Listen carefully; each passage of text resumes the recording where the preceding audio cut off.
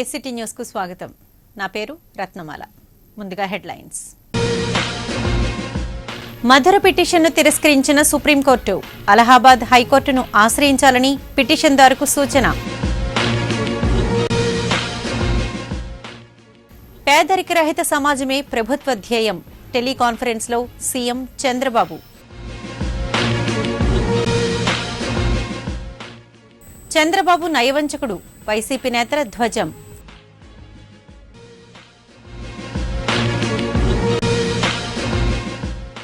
గంజాయి స్మగ్లింగ్ ముఠా అరెస్ట్, వాహనం సహా సరుకు సీజ్.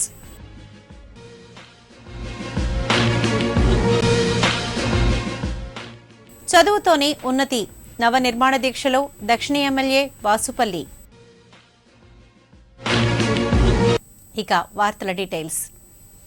ఉత్తరప్రదేశ్ మధుర ఘర్షణ పిటిషన్ను సుప్రీంకోర్టు తిరస్కరించింది. ఈ ఘటనపై సీబీఐ దర్యాప్తు చేపట్టాలంటూ న్యాయవాది జైస్వాల్ పిటిషన్ను దాఖలు చేశారు. దీనిపై విచారణ జరిపిన సర్వోన్నత న్యాయస్థానం ఘటనపై విచారణ జరపడంలో రాష్ట్ర దర్యాప్తు సంస్థ విఫలమైందనడానికి సరైన సాక్ష్యాధారాలు లేవంటూ పిటిషన్ను తోసిపుచ్చింది. ఈ విషయంలో అలహాబాద్ హైకోర్టుకు వెళ్లాల్సిందిగా సూచించింది. పేదరిక రహిత సమాజ రూపకల్పనే ప్రభుత్వ ధ్యేయమని ముఖ్యమంత్రి చంద్రబాబు పేర్కొన్నారు. విజయవాడ నుంచి అధికారులతో ఆయన టెలికాన్ఫరెన్స్ నిర్వహించారు. పేదరికంపై గెలుపు నినాదంతో ప్రచార ఉద్యమ కార్యక్రమాలు రూపొందిస్తున్నట్లు చెప్పారు. వృద్ధాప్య, వితంతు పింఛన్లను 5 రెట్లు పెంచడంతో పాటు అక్రమాలు జరగకుండా లబ్దిదారుల ఖాతాలో డబ్బు జమ చేస్తున్న విషయాన్ని గుర్తు చేశారు. ఎన్నికల హామీలను గాలికొదిలేసి ప్రజలను మోసగిస్తున్న చంద్రబాబు వంచనపై పోరు సాగిస్తామని వైసీపీ విశాఖ జిల్లా అధ్యక్షుడు గుడివాడ అమర్నాథ్, పార్టీ ఉత్తర నియోజకవర్గం సమన్వయకర్త తైనాల విజయకుమార్లు తెలిపారు. పార్టీ నగర కార్యాలయంలో వారు మీడియాతో మాట్లాడారు. ఎన్నికల హామీల్లో ఏ ఒక్కదాన్ని అమలు చేసిన పాపాన పోలేదని చంద్రబాబుపై ధ్వజమెత్తారు. ఓటుకు నోటు కేసులో ఇరుక్కుపోయిన చంద్రబాబు మోడీ ముందు మోకరిల్లుతున్నారని విమర్శించారు. ప్రత్యేక హోదా, ప్రత్యేక package, railway zone, Polavaram project, revenue లోటు భర్తీకి కేంద్రంతో పోరాడి వాటన్నింటినీ సాధిస్తానని బీరాలు పలికిన చంద్రబాబు ఇప్పుడు వ్యక్తిగత ప్రయోజనాల కోసం కేంద్రం వద్ద రాష్ట్రాన్ని ఏ విధంగా తాకట్టు పెట్టింది ప్రజలు గమనిస్తున్నారని తెలిపారు. ధోరణి మార్చుకుని సమర్థతను ప్రదర్శించకపోతే ప్రజల నుంచి చీత్కారం ఎదుర్కోక తప్పదని హెచ్చరించారు. మాట విన్నప్పుడు చంద్రబాబు నాయుడికి అంత ఉలికిపాటు ఎందుకు అర్థం కాలేదు. ఈరోజు తెలుగుదేశం పార్టీలో ఉన్నటువంటి మంత్రులు చంద్రబాబు నాయుడు గారు ఆ రకంగా ఈరోజు విరుచుకుపడిపోతూ ఉన్నారే. 1995లో ఎన్టీ రామారావు గారు రాజ్యాంగబద్ధంగా వచ్చినటువంటి ముఖ్యమంత్రి పదవిలో ఉన్నప్పుడు మీరు ఏకంగా చెప్పులు విసిరి ఆయన కొట్టినటువంటి సందర్భాలు మీకు గుర్తులేవా అని చెప్పి అడుగుతా ఉన్నాం. ఈరోజు ప్రజల్లో ఉన్నటువంటి భావనని ఈ 2 సంవత్సరాల కాలంలో చంద్రబాబు నాయుడు గారు ఏ రకమైనటువంటి హామీని కూడా నిలబెట్టుకోలేదు. ఈరోజు ప్రజలు ఇటువంటి ఆందోళనతో ఉన్నారనేటువంటి ఒక భావనని జగన్మోహన్ రెడ్డి గారు వ్యక్తపరిస్తే దాన్ని పెద్ద దుమారం లేపి ఈరోజు ఏకంగా చంద్రబాబు నాయుడు గారు అయితే అసెంబ్లీలో ఒకరోజు మీరు అందరూ చూసే ఉంటారు, నీ అంతు చూస్తానన్నటువంటి మాట మాట్లాడారు. ఆయనకు ఉన్నటువంటి శాసనసభ్యులు ఏకంగా మా శాసనసభ్యుడిని అడ్డంగా నిన్ను పాతేస్తానన్నటువంటి మాట మాట్లాడాడు. ఇవేవి కూడా తెలుగుదేశం పార్టీ నాయకులకి, కార్యకర్తలకి గుర్తు రాలేదు. ఇవన్నీ కూడా ప్రజలు గమనిస్తూ ఉన్నారు. విశాఖ ఏజెన్సీ నుంచి అంతర్జిల్లాకు తరలిస్తున్న 200 కిలోల గంజాయిని పెందుర్తి పినగాడి జంక్షన్ వద్ద టాస్క్ ఫోర్స్ పోలీసులు పట్టుకున్నారు. గంజాయి తరలిస్తున్న టవేరా వాహనంతో పాటు అందులో ఉన్న 4 నిందితులు తంగేటి భరత్, సీముశ్రీ దేముళ్లు, సీరా సముద్రం, ఆవాల శ్రీనులను పోలీసులు అదుపులోకి తీసుకున్నారు. వీరి నుంచి 12 లక్షల రూపాయలు విలువ చేసే 200 కేజీలకు పైగా గంజాయిని స్వాధీనం చేసుకున్నారు. ఈ సందర్భంగా law and order crime DCP Ravikumar Murthy మీడియాతో మాట్లాడుతూ ఇప్పుడు చెప్పిన 4 గంజాయిని అక్రమంగా తరలిస్తున్న తీరును వివరించారు. గత ఏడాది 13 కేసుల్లో 26 లక్షల విలువ చేసే 494 కేజీల గంజాయిని స్వాధీనం చేసుకున్నట్లు చెప్పారు. కాగా ఈ ఏడాది ఇప్పటి వరకు 16 కేసుల్లో 44 మందిని అరెస్టు చేసి వారి నుంచి 34 లక్షల రూపాయలు విలువ చేసే 681 కేజీల గంజాయిని స్వాధీనం చేసుకున్నట్లు తెలిపారు. ప్రస్తుత కేసులో ప్రధాన నిందితుడు ప్రవీణ్ తప్పించుకు తిరుగుతున్నారని, అతనితో పాటు టవేరా వాహన యజమాని కట్టా దేముడిని త్వరలో అరెస్టు చేయనున్నట్లు చెప్పారు. మనం 16 కేసెస్ పట్టుకోవడం జరిగింది. ఈ 16 కేసెస్లో 44 మందిని అరెస్ట్ చేస్తున్నాము. 681 కేజీస్ గాంజా రికవర్ చేశాము. ఈ వర్త్ 34 lakhs అనమాట. లాస్ట్ ఇయర్ సంవత్సరంలో 13 కేసులు పెట్టున్నాము. ఇందులో 36 మందిని అరెస్ట్ చేస్తున్నాము. అండ్ 494 కేజీస్ గాంజా సీజ్ చేసాము. 26 లక్షల రూపాయల వర్త్ గాంజా సీజ్ చేయడం జరిగింది. సో ఈరోజు ఉదయం అర్లీ అవర్స్లో ఒక టవేరా వెహికల్లో మోర్ దెన్ 200 కేజీస్ అలా మనకు ఒక 100 ప్యాకెట్స్ దొరికాయి. ఇది ఒక టవేరా వెహికల్లో తంగేటి భరత్ అని అతను, తర్వాత సేమూర్సి దేముళ్ళు, సీరా సముద్రం, ఆవల శ్రీను అనే 4 వ్యక్తులు తీసుకొని వస్తున్నారు. ఇది మెయిన్ అక్యూజ్ ప్రవీణ్ అనే ఇతను హైదరాబాద్ అవుతుంది. చదువుతో ఉన్నతిని సాధించవచ్చని దక్షిణ ఎమ్మెల్యే వాసుపల్లి గణేష్ కుమార్ పేర్కొన్నారు. 21వ వార్డు రెల్లి వీధి అంబేద్కర్ సామాజిక భవనంలో జరిగిన నవనిర్మాణ దీక్షలో వాసుపల్లి మాట్లాడారు. విద్యార్థులు చక్కగా చదువుకుని దేశాభివృద్ధిలో భాగస్వాములు కావాలని పిలుపునిచ్చారు. బడుగు బలహీన వర్గాల వారికి అండగా నిలవాలని సూచించారు. విద్య, విజ్ఞానం సమాజానికి ఉపయోగపడేవిగా ఉన్నప్పుడే వాటికి సార్థకత ఉంటుందని అభిప్రాయపడ్డారు. సంక్షేమ కార్యక్రమాలు ఏదైతే ప్రజల్లోకి కష్టకాలంలో కూడా అత్యంత 200% ఎఫిషియన్సీ తోటి గత కాంగ్రెస్ ప్రభుత్వం ఏదైతే నిర్వీర్యం చేసిందో, పెన్షన్స్ కానీ, రేషన్ కార్డ్స్ కానీ, ఎన్టీఆర్ ఆరోగ్యశ్రీ కానీ, ఇవన్నీ కూడా డబ్బు లేకపోయినా కానీ లోడ్ బడ్జెట్లో కూడా 100% ఎఫిషియెంట్గా రన్ చేయడం జరిగింది. ముఖ్యంగా ఏదైతే 200 రూపాయలని 1000 రూపాయలు చేయడం, 500 1500 చేయడం, సుమారు ఈ 13 జిల్లాల్లో కూడా 43.5 లక్షల మందికి ఈ పెన్షన్స్ ద్వారా ఒక ఇంచుమించు 480 కోట్ల రూపాయలు ప్రతి నెల కూడా ఖర్చు చేస్తుంది. సంవత్సరానికి 5,000 కోట్ల పైన. ఇప్పుడు చిన్న విరామం. బ్రాడ్బ్యాండ్ ఒక చరిత్ర. ఫైబర్ నెట్ కు స్వాగతం. పరిచయం చేస్తున్నాం. అపరిమితమైన 20 Mbps కేవలం 999 రూపాయలకే. అద్భుతమైన వేగం, నమ్మశక్యం కాని అనుభవం కేవలం వేగవంతమైన యాక్ట్ ఫైబర్ నెట్ తో మాత్రమే. 428400 కి కాల్ చేయండి లేదా యాక్ట్ ఫాస్ట్ ని 56677 కి SMS చేయండి. తిరిగి వార్తల వివరాలు. 34వ వార్డు చిట్టిబాబు కాలనీలో 17 లక్షలతో పూర్తి చేసిన పంప్ హౌస్ ను ఉత్తర ఎమ్మెల్యే విష్ణుకుమార్ రాజు ప్రారంభించారు. మంచినీటి సరఫరా సహాయ engineer Reddy Subbarao, working inspector Rajagopal Reddy, Andhra bank అధికారిని విజయలక్ష్మిలు పాల్గొన్న ఈ కార్యక్రమాన్ని ఉద్దేశించి విష్ణుకుమార్ రాజు మాట్లాడారు. వాస్తవిక సమస్యలను ప్రజలు తమ దృష్టికి తీసుకువస్తే తప్పకుండా వాటిని పరిష్కరిస్తారని ఆయన హామీ ఇచ్చారు. ప్రభుత్వం నిర్మించి ఇచ్చిన ఇళ్ల బ్యాంకు రుణాలను లబ్దిదారులు పూర్తిగా చెల్లించాల్సిందేనని స్పష్టం చేశారు. తన నియోజకవర్గంలో ఎవరైనా రౌడీయిజానికి పాల్పడితే తాట తీస్తానని హెచ్చరించారు. ఇప్పుడు బ్యాంకు వారు ఏమిటంటే 1 టైం సెటిల్మెంట్ స్కీమ్ కింద ఒక 40% కడితే సరిపోతుంది అంటే ఒక 60% తగ్గిస్తున్నారు. అంటే ₹1,00,000 ఇప్పుడు కట్టవలసిన సమయంలో 60,000 రూపాయలు తగ్గించి 40,000 రూపాయలే కడితే సరిపోతుంది అని చెప్పి బ్యాంకు వారు, ఆంధ్ర బ్యాంకు వారు ముందుకు వచ్చారు. సో ఇది మంచి సదుపాయం, 1 టైం సెటిల్మెంటు. దీన్ని తప్పనిసరిగా అందరూ సద్వినియోగం చేసుకోవాల్సిందిగా నేను కోరుతున్నాను. కారణం ఏంటంటే ఇప్పుడు కనుక ఇది 1 టైం సెటిల్మెంట్ టైం అయిపోయింది, తర్వాత వీళ్ళు వచ్చి కడదామనుకున్నా అది కుదరదు. లేకపోతే బ్యాంకు వారు వాళ్ళు తీసుకోవాల్సిన లీగల్ చర్యలు తీసుకుంటే అనవసరంగా ఇల్లు కూడా పోయే పరిస్థితి ఉంది. కాబట్టి వీళ్ళందరూ కూడా దీన్ని సద్వినియోగం చేసుకుని బ్యాంకుకి కూడా సహకరిస్తే ఇంకా ఫ్యూచర్లో బ్యాంకు తోటి ఎప్పుడు మంచి సత్సంబంధాలు ఉండాలి. వాళ్ళు ఏదైనా వ్యాపారం చేసుకుంటే దానికి కూడా బ్యాంకు వారు ముందుకు వచ్చి రుణ సదుపాయం కల్పించడం జరుగుతుంది. సో కాబట్టి ఇవన్నీ దృష్టిలో పెట్టుకుని ఎక్కడైతే ఇక్కడ 107 మంది ఇంకా పెండింగ్ ఉంది వాళ్ళందరూ కూడా ముందుకు రావాల్సిందిగా నేను కోరుతున్నాను. ఈ 4 అంతస్తులు కూడా పైకి నడిచి వెళ్ళి మెట్లు ఎక్కి వాటర్ పట్టుకుని వెళ్ళడానికి చాలా ఇబ్బందిగా ఉంది. అందుకని జీవీఎంసీ కమిషనర్ గారికి ఇదివరకు చెప్తే వాళ్ళు వాటర్ సప్లై కింద నుంచి పైకి ఇచ్చే ఒక మోటార్స్ పెట్టి వాటర్ ట్యాంక్స్ కూడా పైన పెట్టి వాటర్ సప్లై లైన్స్ అన్ని వేసి ప్రతి ఇంటికి కూడా వాటర్ వచ్చేటట్టు కార్యక్రమము చేపట్టడం జరిగింది. ఈరోజు ఇక్కడ ఒక 4 బిల్డింగ్స్కి ఇనాగ్రేట్ చేశాము. మొత్తం జీవీఎంసీ అధికారులకి నేను మరి ఒకసారి ధన్యవాదములు తెలియజేసుకుంటున్నాను. సిఐటియు రాష్ట్ర 14వ మహాసభలు విజయవాడలో జరగనున్నాయి. ఈ నెల 26 నుంచి 4 రోజుల పాటు జరిగే ఈ మహాసభల వివరాలను సిఐటియు గ్రేటర్ విశాఖ ప్రధాన కార్యదర్శి ఎం జగ్గునాయుడు మీడియాకు వివరించారు. మహాసభల సందర్భంగా తొలి రోజు విజయవాడలో భారీ ప్రదర్శన, బహిరంగ సభ ఉంటాయని చెప్పారు.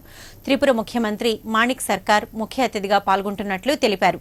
సిఐటియు ఆవిర్భావం నుంచి చేసిన పోరాటాలు, సాధించిన విజయాలు, అనుభవాలను సమీక్షించడంతో పాటు భవిష్యత్ పోరాటాల కార్యాచరణను ఇందులో రూపొందించనున్నట్లు చెప్పారు. సిఐటియు ఆంధ్ర రాష్ట్ర 14వ మహాసభలు ఈ నెల 26 నుంచి 29 వరకు విజయవాడలో జరగనున్నాయి. ఈ మహాసభ దృష్టికి విశాఖపట్నానికి సంబంధించి 12 ప్రధాన సంస్థల్ని తీసుకెళ్లాలని చెప్పని మేము భావిస్తూ ఉన్నాం. కార్మికుల తాలూకు కనీస వేతనం నెలకి 18,000 రూపాయలు నిర్ణయం చేయాలని, కార్మిక చట్టాలని కట్టుదిట్టంగా అమలు చేయాలని, ప్రభుత్వ రంగ సంస్థల్లో వాటాల అమ్మకాన్ని, ప్రైవేటీకరణని నిలిపివేయాలని, కార్మిక చట్టాలని యజమానులకు అనుకూలంగా మార్చడాన్ని విడనాడాలని, విశాఖపట్నం అటు పరిశ్రమలకి, ప్రజలకి నీటి సమస్య శాశ్వత పరిష్కారానికి గోదావరి జలాలని విశాఖకు తరలించే చర్యలు చేపట్టాలని, కార్మికోద్యమాలపై ప్రభుత్వం తాలూకా నిర్బంధాన్ని వెంటనే విడనాడాలని, కాంట్రాక్ట్ మారిన పాత కార్మికుల్ని కొనసాగించాలని, ఆటో, ముఠా, తోపుడు బళ్ళు, ఇంటి పని వాళ్ళు తదితర 194 మందిగా ఉన్నటువంటి అసంఘటిత కార్మికులకి ప్రభుత్వం సమగ్ర చట్టం చేయాలని, ఇటువంటి ప్రధాన 12 డిమాండ్స్ని రాష్ట్ర మహాసభ దృష్టికి తీసుకువెళ్ళి భవిష్యత్తులో వీటి పరిష్కారం కోసం రాష్ట్ర కార్యవర్గం తాలూకు మద్దతు కూడగట్టాలని విశాఖపట్నం సిఐటి కమిటీ భావిస్తూ ఉంది. నీలం బన్సాల్ది ఆత్మహత్య కాదు, హత్యేనని ఆమె కుటుంబ సభ్యులు చెబుతున్నారు. బీజేఎఫ్ ప్రెస్ క్లబ్లో ఏర్పాటు చేసిన మీడియా సమావేశంలో మృతురాలు నీలం సోదరుడు ప్రదీప్ అగర్వాల్, సోదరి లక్ష్మీ అగర్వాల్, మార్వారి యువమంచ్ ప్రతినిధి నరేష్ అగర్వాల్ మాట్లాడారు. నీలం బన్సాలి భర్త ప్రదీప్ బన్సాలి మూర్ఖుడని, ప్రతి చిన్న విషయానికి నీలంను దారుణంగా హింసించేవాడని పేర్కొన్నారు. నీలంను వేధించి హత్య చేసిన ప్రదీప్ బన్సాలితో పాటు ఆయన కుటుంబ సభ్యులను అరెస్టు చేయాలని డిమాండ్ చేశారు. నీలం హత్యను నిరసిస్తూ బీచ్ రోడ్లో కొవ్వొత్తుల ప్రదర్శనను నిర్వహిస్తామన్నారు. వాళ్ళు ఇక్కడ ఉండి ఫ్యామిలీ వాళ్ళు ప్రదీప్ బన్సల్ సో వాళ్ళు చెప్తున్నారు సూసైడ్ చేశారని. కానీ అక్కడ వెళ్ళి చూస్తే ఫ్యాన్లో హ్యాంగ్ చేసుకొని సూసైడ్ చేశారని. కానీ ఫ్యాన్ కూడా ఇంటేక్ ఉండేది.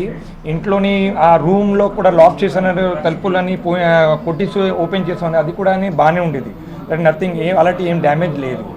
తర్వాత పోస్ట్ మార్టం రిపోర్ట్ వచ్చింది. ఆ పోస్ట్ మార్టం అయిపోయిన తర్వాత ఈవినింగ్ అరౌండ్ 5:30, 6 o'clock బాడీ ఇచ్చారండి.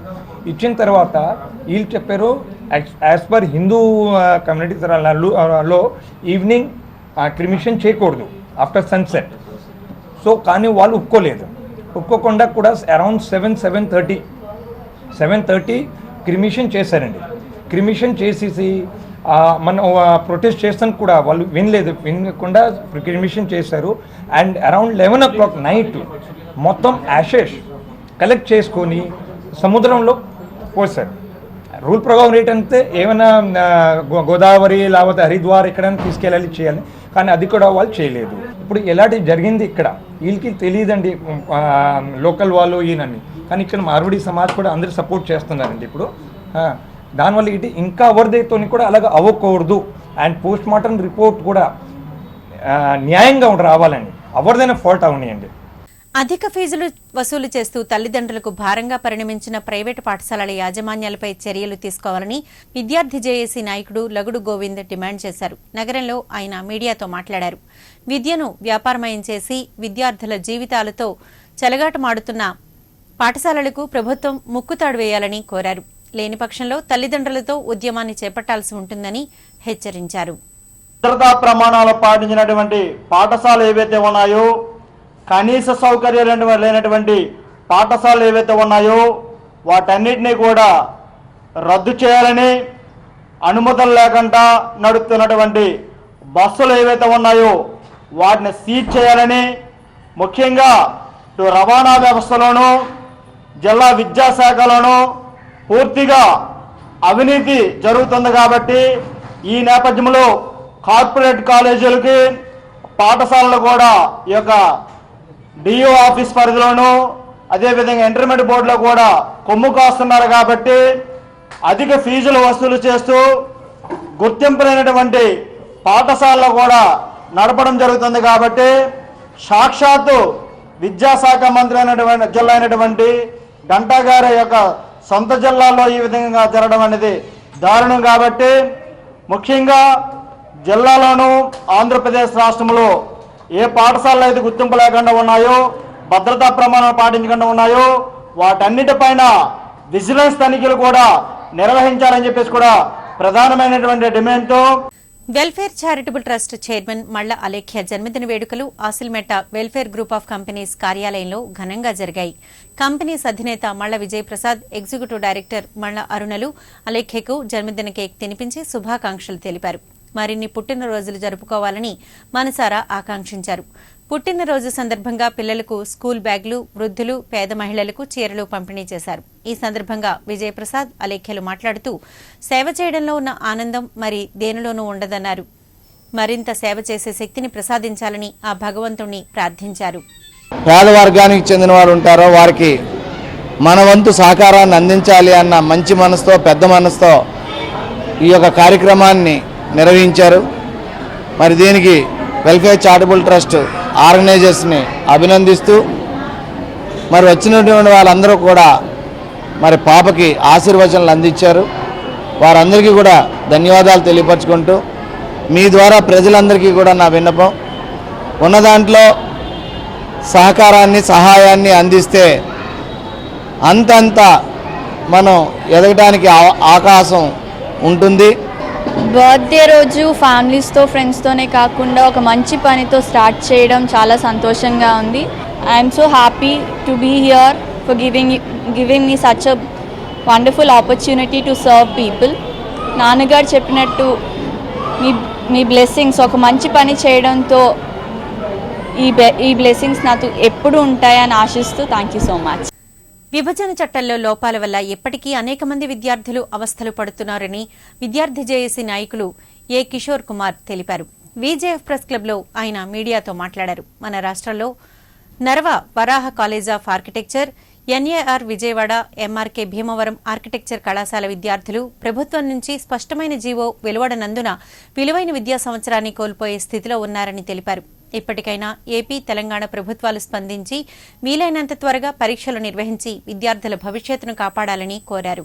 ఈ విద్యార్థులు ఇక్కడే కాదు, సుమారుగా ఆంధ్రప్రదేశ్ ఏదైతే బైఫర్కేటెడ్ చేయడంతో సుమారు 4 కళాశాలలో విద్యార్థులు 4x80 అంటే సుమారు 320 మంది విద్యార్థులు భవిష్యత్తు అగమ్యగోచరంగా ఉండే పరిస్థితి ఉంది. కాబట్టి నిన్న మేనేజ్మెంట్ వారితో కూడా మాట్లాడితే 18వ తారీఖు కల్లా అయిపోతుంది, జీవో ప్రాబ్లం ఏం లేదని చెప్పి నేను చైర్మన్ గారు మాట్లాడారు.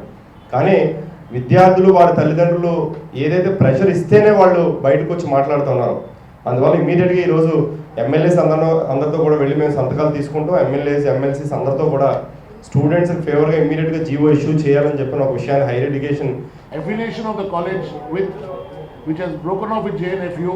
ఇప్పుడు వాళ్ళు జేఎన్టీయూ కాకినాడతో అఫిలియేషన్ వస్తుందని వెయిట్ చేస్తున్నారు. ఇప్పుడు దాకా ఏం సమాధానం రాలేదు. Main thing is government GO వచ్చేదాకా ఏం చేయలేరు. College is expected to give them the affiliation, accept చేసిన జేఎన్టీయూ. బట్ గవర్నమెంట్ జియో వచ్చేదాకా ఆ కాలేజ్ అఫిలియేషన్ స్టూడెంట్స్కి, కాలేజ్కి ఇవ్వలేదు ఇప్పుడు దాకా.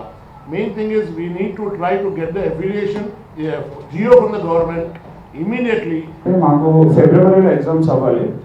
ఇప్పటికి వచ్చి లైక్ ఎగ్జామ్స్ అయ్యి ఒక 4 months డిలే అవుతుంది. ఇప్పుడు మాకు సెమిస్టర్స్ వెంటనే జరగకపోతే ప్రాబ్లం ఏంటంటే ఒక్కొక్క ఇయర్కి ఇప్పుడు 5th year, 3rd year, 2nd year ఏవైతే ఉన్నాయో ఈ కాలేజెస్కి అఫిలియేషన్ పోయింది. ఇప్పుడు జాయిన్ అయిన 1st yearకి ప్రాబ్లం లేదు, వాళ్ళు ఆల్రెడీ కాకినాడ జేఎన్టీయూకి అఫిలియేట్ అయిపోయారు ఆల్రెడీ. సో మా 5th year 3rd year 2nd ఇయర్కి చాలా ప్రాబ్లం ఉంది. సో ఒక్కొక్క ఇయర్కి ఒక్కొక్క కైండ్ ఆఫ్ ప్రాబ్లం ఉంది. సో 5th ఇయర్ తీసుకుంటే ఇప్పుడు వాళ్ళు ఇమీడియట్గా ఎగ్జామ్స్ అయిపోయి మాస్టర్స్కి అప్లై చేసుకోవాలి. ఇప్పుడు కానీ ఎగ్జామ్స్ అవ్వకపోతే వాళ్ళు మాస్టర్స్ అప్లై చేసుకోవడానికి డిలే అయిపోతుంది. సో రామరాజ్యంలో రావణుడిలా వైఎస్ జగన్ రాష్ట్రాభివృద్ధిని అడ్డుకుంటున్నారని దక్షిణ ఎమ్మెల్యే వాసుపల్లి గణేష్ కుమార్ ధ్వజమెత్తారు. జగదాంబ కోడలలో రావణుని వేషధారణలో ముద్రించిన జగన్ ప్లకార్డులను టీడీపీ నాయకులు కార్యకర్తలు దగ్ధం చేశారు. జగన్ కు వ్యతిరేకంగా నినాదాలు చేశారు. ఈ సందర్భంగా ఎమ్మెల్యే వాసుపల్లి, తూర్పు MLA Velagapudi, TDP SC cell జిల్లా అధ్యక్షుడు పుచ్చా విజయ్ కుమార్లు మాట్లాడారు. జగన్ నియంతలా వ్యవహరిస్తూ సైకోలా ప్రవర్తిస్తున్నాడని మండిపడ్డారు. తండ్రి వయసున్న సీఎం చంద్రబాబుపై జగన్ అసభ్య పదజాలం ప్రయోగించడం శోచనీయమని ఆవేదన వ్యక్తం చేశారు. మరి మన దురదృష్టం ఏంటంటే మన రాష్ట్రంలో వాడు పుట్టడం, 11 కేసెస్లో A1 ముద్దాయి, 2 ఈడీ కేసెస్, 18 నెలలు జైలు శిక్ష అనుభవించి మరి పైకి వచ్చి ఒక శాడిజంగా, ఒక ఉన్మాది మాదిరిగా, ఒక నియంతలాగా ఏది పడితే అది మాట్లాడుతున్నమాట. మర్యాద లేదు.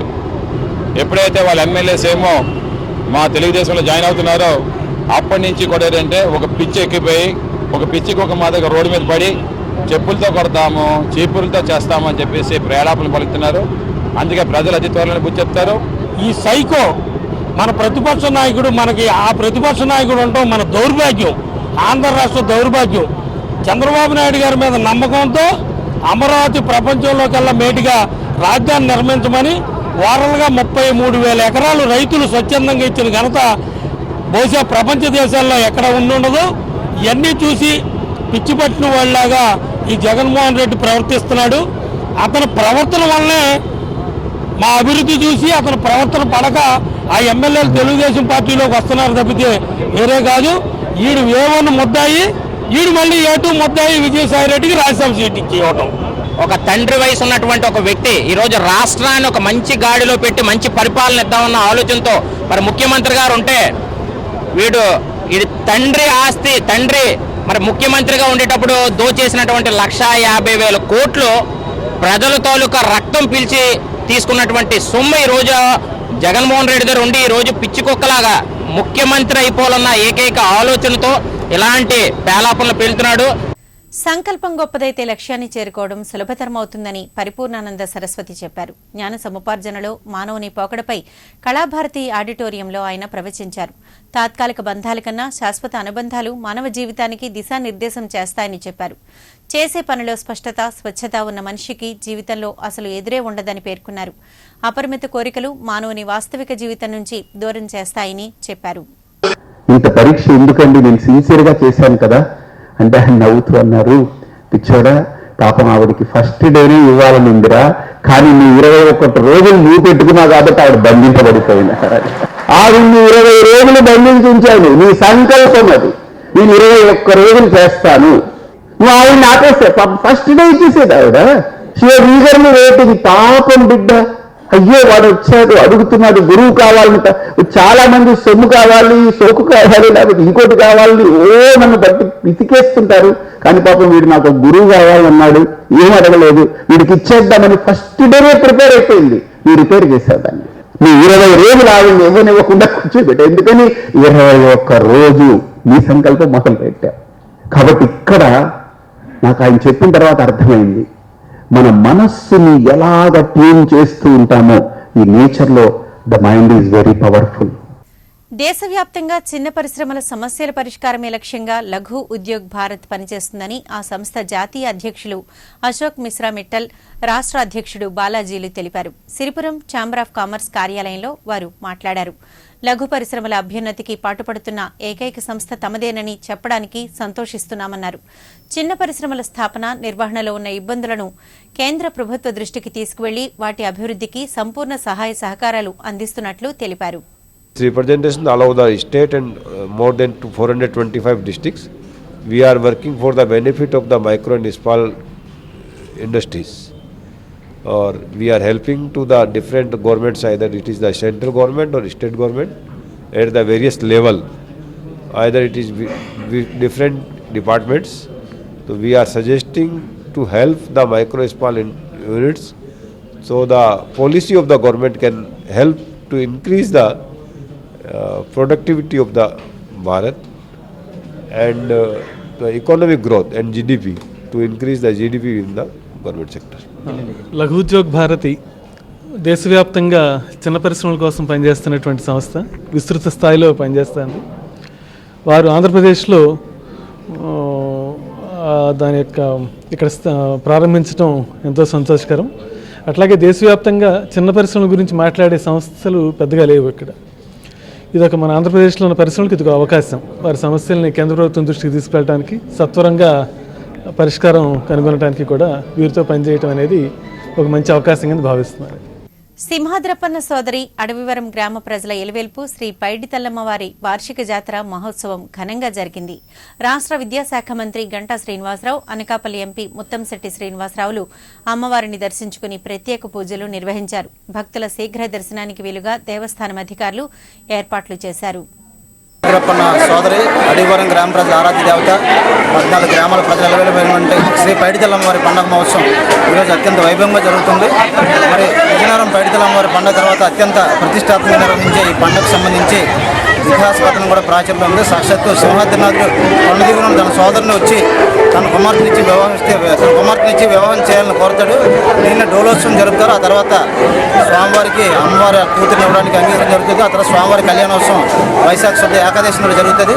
అడివారం గ్రామ ప్రజల ఆరాధ్య దైవమైన శ్రీ సింహాద్రినాథునికి అక్కచెల్లెలుగా పేరు పొందిన శ్రీ పైడితల్లమ్మ వారి గ్రామోత్సవం ఈ పండుగ ఈరోజు జరుగుతున్నదండి.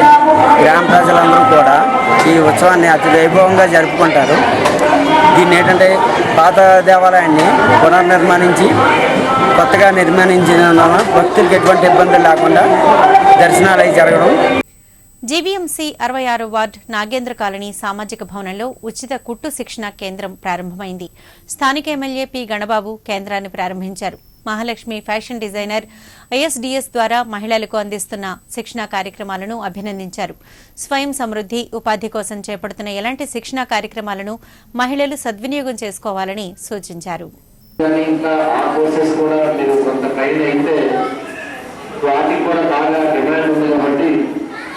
కొన్ని సిటీస్లో హోర్డింగ్స్ అవి పెట్టి చాలా ఎక్కువ అర్న్ చేస్తున్నారు. కాకుండా మనకు నార్మల్గా వచ్చేటువంటి అమౌంట్ కంటే కూడా ఇంకా ఎక్కువగా తీసుకునే అవకాశం ఉంటుంది.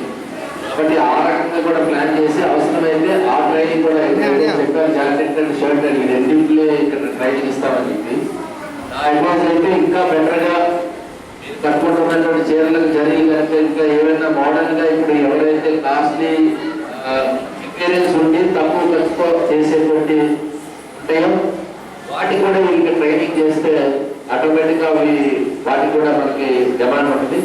అందరూ మనం చేస్తే మనకి ఎక్కువ రాదు. కానీ అందరికీ డిమాండ్ చేశారు ఈ పక్కన నిలుపుకోవడానికి నేర్చుకోవాలి. కాబట్టి దానివల్ల ఉపాధి రాదు. కాబట్టి మనకి ఎవరికైతే ఎక్కువ డిమాండ్ ఉండదో, ఎవరికైతే ఎక్కువ అట్రాక్ట్ అవుతారో మీరే కొన్ని చూస్తే చాలా బాగుందని మీరు వాటికి అట్రాక్ట్ అయ్యి చూస్తూ ఉంటారు. ఎవరైనా కట్టుకునేటువంటి దుస్తులు చూస్తారు. వార్తలు ముగించే ముందు హెడ్లైన్స్ మరోసారి. మధుర పిటిషన్ను తిరస్కరించిన సుప్రీంకోర్టు, అలహాబాద్ హైకోర్టును ఆశ్రయించాలని పిటిషన్దారుకు సూచన. పేదరిక రహిత సమాజమే ప్రభుత్వ ధ్యేయం, టెలికాన్ఫరెన్స్లో సీఎం చంద్రబాబు. చంద్రబాబు నయవంచకుడు, వైసీపీ నేతల ధ్వజం.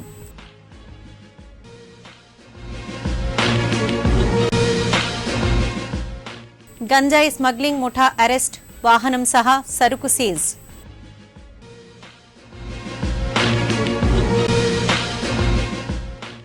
చదువుతోనే ఉన్నతి, నవనిర్మాణ దీక్షలో దక్షిణ ఎమ్మెల్యే వాసుపల్లి. వార్తలు ఇంతటితో సమాప్తం. నమస్కారం.